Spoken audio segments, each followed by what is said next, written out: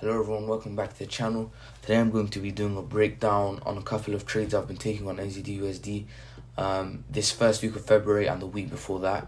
I took this first trade on the week before the first week of February, so the last week of January, and then these two I took this week.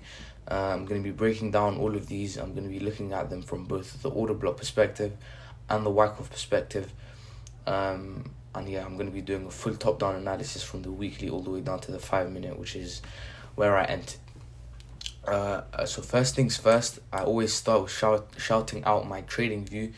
I do sometimes post some of my best trades on TradingView if it wants to load. So you could just take those trades alongside me and make free money, basically. For example, this was a gold buy that I took the other day. Yeah, I do like my own posts, I don't care. Say what you want to say. Yeah, you see it popped off. That's when I posted it. You saw where it went. What else? This was a 200 pip move that I caught, that I posted on. Anyway, there's a lot of trades like this that I've posted on the TradingView. So if you want to see them, make sure you just follow me. It's literally free. It'll be the first link in the description. Here's another one. So yeah, it'll be the first link in the description if you want to go do that. So yeah, now it's been said, let's get into the analysis. First, I'm going to delete everything first, and then I'm going to start from where I started the analysis, which was on the weekly time frame. On the weekly time frame, I noticed that the market for NZD/USD was returning to an area of supply or an order block candle that it had not tested since April 2018, right? So what I noticed was that when the market tested that weekly order block zone, the market reacted, and we saw the market drop by 200 pips, right? This shows me reaction. It's the first white candle in my case, after, I don't want to count, but like 10 black candles. So this shows that there's reaction. Also, NZD/USD has been on a massive uptrend for the whole of 2020, basically. So, and plus there's been a lot of imbalances that haven't been filled. So we have this imbalance here that hasn't been filled yet. We have also this imbalance here that hasn't been filled. So from this point, the weekly reaction, the reaction to the weekly order block, I want to see the market either come back and fill in this imbalance or inefficiency, whatever you want to call it, at a minimum, or it could completely reverse and then fill imbalances all the way down here. But either way, we're going to be selling. All right. So that was what I saw on the weekly time frame. Now I went straight down to the 4-hour time frame. On the 4-hour time frame, first let me just mark out the weekly reaction. So this is where the weekly reaction began. On the 4-hour time frame, we can start to see the first remnants of a downtrend, or the beginning of a downtrend. We have our impulse corrective movement that we look for. So impulse correction, impulse correction, impulse correction. Then I caught this impulse back down and these two impulses back down as well. And I'm going to be breaking that down. So we see the first remnants of a downtrend, which is good for us because we're selling. Then I went down to the 2-hour in order to see things in more detail. On the 2-hour time frame, I noticed that we had a clear area of liquidity sitting up here. The reason for that is because we have equal highs formed. Every time we have equal highs like this, then you must understand that there's going to be a lot of liquidity up here. Why is that? Because there's going to be a lot of resting orders above these equal highs. There's going to be people that have buy stop orders set here, so they're going to be trying to catch the breakout to the upside, so they're trying to catch something like this and make money that way. There might be sell limit orders, although there are going to be far less sell limit orders than buy stop orders. There might be people that are trying to catch like a break to grab liquidity and then a move down. But not a lot of people know about like grabs of liquidity. So there's going to be way more buy stop orders than there are sell limit orders. So then all I did was I extended the line to where the market was when I entered the first sell. And what I noticed was we didn't have an equal high in the same way that we did before. Here we saw the market form perfect equal highs. Here we saw a lot of rejection wicks. This indicates to me that the market is grabbing liquidity. What I mean by that is the buy stop orders that were here have now been triggered. They've hit stop loss. So the majority of the retail traders have now been stopped out of their trades. The sell limit orders would have been triggered, but not a lot of people know about grabs of liquidity. But for the people that did know, they would have made money. I wouldn't have entered a sell limit order from there. I would have waited and went down to the 2-hour, to like the 5-minute, and then got like a sniper entry for a 5-pip stop loss, which is what I eventually got. So then what I did was I went straight down to the 15-minute time frame. On the 15-minute time frame, I noticed a few more things. I could see things in more detail. I noticed that the retracement for the move that broke structure created structure. So this move here, 1 second, let me just extend that. So this move here created this first level of structure. The market then went on to form an area of consolidation around that structure. This shows to me that the market is respecting this level of structure, and that when we see a break of structure to the downside, then that's our last indicator that we're selling, because we've already had bias from the higher time frames. On the weekly time frames telling us to sell, on the 2-hour and 4-hour time frame we were seeing the remnants of a downtrend, and now if the 5-minute tells us a break of structure to the downside, that's our last indication that we need, and we're going to enter our sell, and then we're just going to find a sniper entry, right? So that's what eventually happened. We saw our break of structure to the downside. So this move here broke structure. So another interesting thing was, if we look at our sessions, you'll notice that this consolidation happened mostly in the Asia session, which is, that normally happens. What happens is people try to trade the breakout of the London session. So they'll have the area of consolidation for what do you call it, Asia, and then as soon as London, we have a break of structure either way, they just move the market alongside. And if you want to see, it is definitely the Asia session. The blue means Asia, and that's where the majority of the consolidation occurs, and then the breakout begins in the London session, right? So that's another thing perhaps that you might just be interested in looking at. So we had our break of structure to the downside, and then what I did was I went to the 5-minute time frame and started looking for my entry. On the 5-minute time frame, I noticed that the market had a perfect order block sitting up here. Perfect order block right here. So all I did was drew in the Fibonacci for that candle, and look at that entry. Perfect entry off the 50. This was my first trade. Stop loss goes above the high for I think it was a 5 pip stop loss, 8 pip stop loss, still tiny. And then what would our targets go? Our targets were relatively simple. Targets were down here.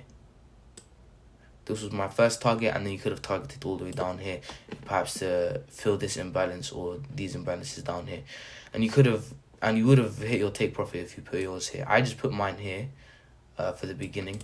So I placed my first targets were here, and target got smashed. 6 pip stop loss. I think it was it a 50 pip take profit, 70 pip take profit. Got smashed.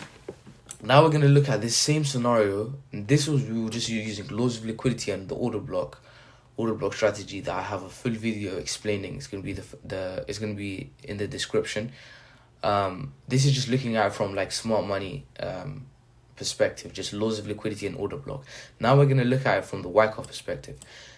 I'm never ever going to look for a WYCKOFF setup. I'm always going to look for an order block setup, and then after that look for the WYCKOFF, because the order block is the thing that I think is more important, because drawing on the WYCKOFF, drawing on where you think the bias climax is, the automatic rally, secondary test, all of that is very subjective. I could think the secondary test, bias climax is here, another person may think it's here. It's completely subjective. So that's why I choose to look for the order block first, and then the WYCKOFF looks second. I think if we have a WYCKOFF setup there, that's convenient, and that's more confluence to your trade. But I think the most important thing for me is the order block. And now that I had my order block and my laws of liquidity setup placed, I then looked back and looked for WYCKOFF, and I noticed that we had a very clear WYCKOFF distribution setup. So if we call this like our preliminary supply, and then we call this we call this our bias climax, and then we call this our secondary test. This is our automatic rally. This is our sign of weakness. And if you don't understand what I'm talking about, do some research on WYCKOFF distribution schematic, and it will make more sense. This was our up thrust, and this is our up thrust after distribution. And if you look at it from that perspective, we caught a perfect entry down, all the way down, to break structure. It broke through all of the structure to the downside, to finish our WYCKOFF. So that was the first trade. The second trade that I took was a sell from the last point of supply for this first Wyckoff setup. So if you notice, this is our UTAD. It broke through all of this structure. We then had the market come back and test the order block that was made through this move, and it was also a perfect entry. So if we do this, it was the entry of this order block there, and you saw we got a perfect entry on the 50. All I did was target these lows, and I hit take profit very quickly. Stop loss goes above here. That's from the order block perspective. And then from the Wyckoff perspective, we could just say that this is the last point of supply. And so to finish our Wyckoff setup, so this is the last point of supply. We caught sells on both the UTAD and the last point of supply. That was my second trade of the week. It was a very simple setup because I had that bias on the weekly time frame that was already telling me to sell, and we saw huge reaction from that weekly order block all the way down for like 200 pips, and it continued going down even more. So yeah, that was a bias on the weekly time frame. I wasn't being reckless by only looking for this order block and nothing else and then entering a sell. So yeah, it did have a lot of confluence behind it is what I'm trying to say. That was the second trade of the week. I then saw that we had another Wyckoff setup. So let me just delete these Wyckoff annotations. Let me just do that. So then if we look at it again from the Wyckoff perspective, we could call this preliminary supply. Oh no, that's a preliminary supply. This is our bias climax.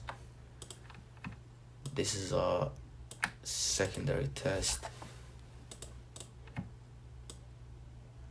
Up thrust. A lot of the time what people look for, and this I didn't mind that though. So what I'm trying to say is a lot of people may want their up thrust to be higher than their secondary test. I didn't mind because I had my bias already, so I was willing, and this is what I mean by Wyckoff being subjective, because people that are looking for their up thrust to be above their secondary test could say like it's up here, and that this wick up created an up thrust, and it wasn't here. And that's the thing with Wyckoff. It's very subjective. I could say it's here, and someone else could say it's here, and that's a problem. And that's why I first look for our order block trade. So I saw this other setup, so up thrust, and then what I did was I labeled this UTAD. I didn't enter a trade of the UTAD. I entered a trade of the last point of supply because I didn't have an order block setup for this Wyckoff. Remember what I said from before, I look for the order block first and then the Wyckoff second. In this case, I didn't have an order block setup in place. So all I had was this Wyckoff. I had to wait for an order block setup to show itself to me before I entered the trade. I did have that order block setup happen from the last point of supply. This is the 1 minute time frame. I caught the most sniper entry that I've gotten yet. I was just looking for a clean order block, and I found it right here. These indecision candles are good as well because they indicate the market is going to react when the market returns back to that order block. So if you just look right, look at this entry. Stop loss above the high. Oh no. Stop loss above the high. So if you just enter off that, the stop loss literally just goes here. Tiny stop loss. Above this high is what I'm trying to say. So this level here is where I set my stop loss. And then take profit, I set here to fill this imbalance. I saw this beautiful imbalance. I was looking for that imbalance to be filled, and I just set it below there. And I hit my take profit very easily. Yeah, it was very simple, just combining imbalances, understanding where your liquidity in the market is. I understood that liquidity was sitting above here, and that we wanted to see a grab of that liquidity before we saw the market down, plummet all the way down from that UTAD that we were looking for. Understanding where your each part of your Wyckoff is, understanding where your order block is, and where you could be looking for sells. And these trades weren't small trades. All of these trades are a minimum of 70 pips. So that was 70 pips. That was 70 pips. And then this was 80 pips. Right? This could have been your whole week. Just literally, I identified this weekly bias for a sell and then only enter sells. So this weekly bias was the thing that told us only enter sells, and then we went down to the 2 hour and 4 hour looking for sell setups, and then we found these perfect setups. Wyckoff number 1, Wyckoff number 2, look for your order blocks, enter. And always enter after 1 minute or the 5 minute. That's called micro market analysis. So when you enter off the 1 minute and 5 minute, you can do your own research, go on Investopedia. Micro market analysis is basically where you enter off the 1 minute or 5 minutes, so you can get those sniper entries and those small stop losses, right? Look for your break of structures, look for your order blocks, look for your Wyckoff parts, enter off the UTAD at last point of supply, and it's easy money. So yeah, I always, and by the way, in terms of risk management, I was only risking 1% of my account. So yeah, and I always set my stop loss back at break even after I see a break of structure to the downside. So after this break of structure to the downside, so we had this structure made. After here, stop loss is going to break even, and then my trade is risk free. So that's why I recommend you do always look for a break of structure to the downside. As soon as you have that, make your trade risk free, which is what I do all the time. So yeah, thank you for watching. It was a small breakdown on NZD/USD. Filming this after I finished editing, and basically the audio for the last bit of the video was laggy, so I decided I'll just refilm it because there wasn't much left of the video anyway.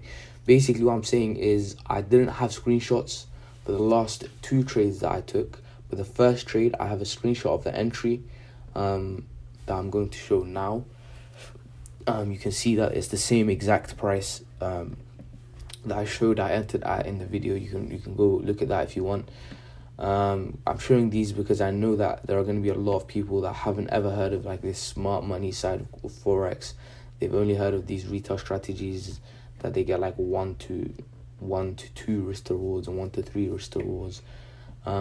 So it makes sense to be skeptical of a person that's telling you they caught a 1 to 45 risk to reward trade.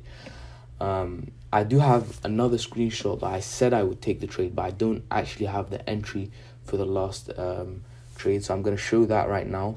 I said that imbalance would be filled, and you know, if I'm going to say that the imbalance is going to be filled, I'm going to take a trade according to that advice that I'm giving other people. I did actually take, I don't know how to prove it without showing profits, and I don't really want to show profits, so I mean, you're just going to have to believe me. You saw the first entry. Next time I'm going to screenshot my entries, fine. I didn't screenshot the last 2 entries, and I'm going to make sure to do that. But yeah, that's all I really wanted to say. I'm going to post more because now we have a half term, so I'm gonna be posting more videos, so make sure you stay tuned for that. Make sure you subscribe, like. But yeah, thank you for watching, and I'll see you in the next video. Bye.